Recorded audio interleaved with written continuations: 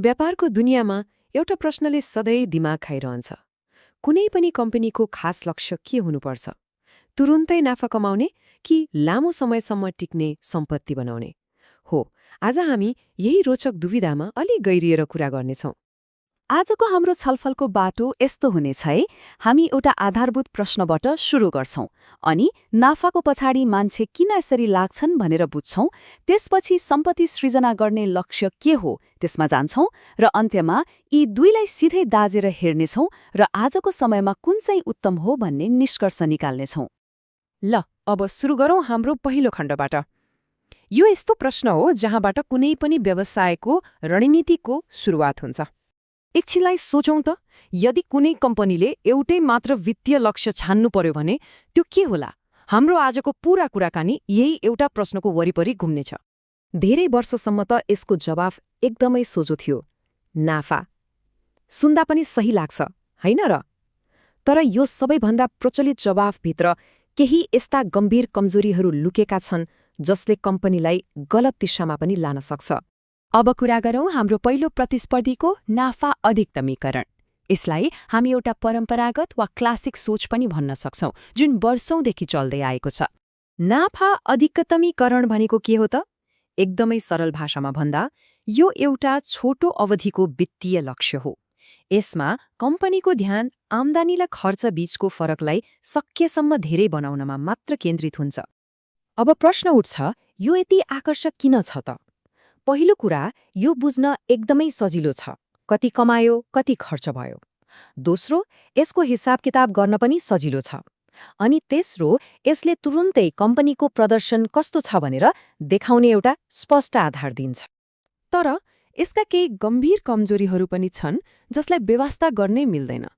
पहिलो कुरा, यसले टाइम भ्याल्यु अफ मनीलाई पुरै नजरअन्दाज गर्छ। मतलब आजको 100 रुपियाँ र 1 वर्षपछिको 100 रुपियाँको मूल्य एउटै हुँदैन भन्ने कुरालाई यसले वास्ता गर्दैन। अनि अर्को ठूलो समस्या, यसले जोखिम र अनिश्चिततालाई खासै महत्त्व दिँदैन। कहिलेकाहीँ छोटो समयको नाफाको लोभमा कम्पनीहरूले अदूरदर्शी निर्णय लिन सक्छन् जसले भविष्यमा ठूलो नोक्सान पुर्याउन सक्छ। अब पालो आयो दोस्रो अवधारणाको, अर्थात् सम्पत्ति सृजना गर्ने लक्ष्य। यसलाई चाहिँ वित्तीय सोचको एक बढी परिष्कृत र आधुनिक रूप मानिन्छ।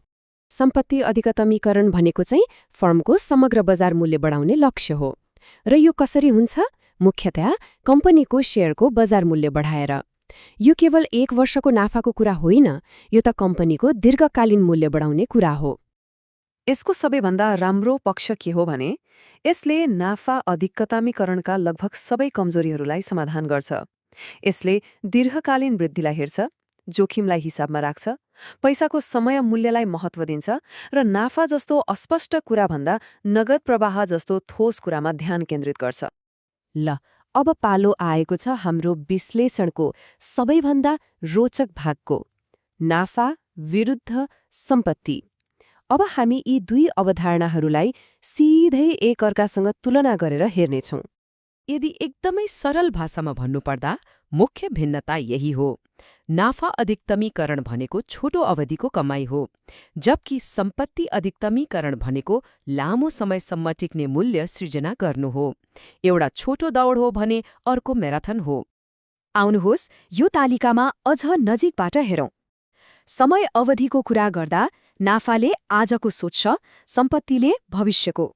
जोखिमको मामलामा नाफाले त्यसलाई बेवास्ता गर्छ, तर सम्पत्तिले हरेक जोखिमलाई हिसाब गरेर चल्छ।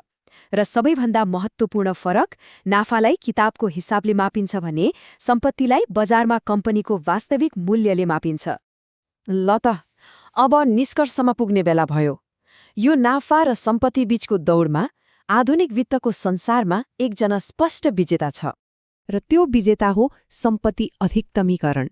आजको समयमा यसलाई नै कुनै पनि फर्मको लागि उत्कृष्ट र सबैभन्दा बृहत वित्तीय लक्ष्य मानिन्छ, किनभने यसको दीर्घकालीन र जोखिम समायोजित दृष्टिकोणले कम्पनीलाई दिगो र मूल्यवान बनाउँछ। यो भनाइले सबै कुरालाई राम्ररी समेट्छ। उद्देश्य एउटै ल्यापमा सबैभन्दा छिटो हुनु होइन, तर पुरै म्याराथन जित्ने सहनशक्ति हुनु हो। नाफा कमाउनु भनेको 1 ल्याप छिटो दौड्नु जस्तै हो, तर सम्पत्ति बनाउनु भनेको पुरै म्याराथन जित्नु हो। तर अन्त्यमा एउटा महत्त्वपूर्ण प्रश्न छोडेर जाउँ। के शेयरधनीको सम्पत्तिमा मात्र ध्यान केन्द्रित गर्दा कम्पनीहरू साँच्चीकै सबैका लागि, जस्तै कि कर्मचारी, ग्राहक र समाजका लागि राम्रो बन्छन्, कि यो केवल शेयरधनीहरूका लागि मात्रै फाइदाजनक हुन्छ? यो प्रश्नले हामीलाई यसको वास्तविक प्रभावबारे गहिरो सोच्न बाध्य बनाउँछ।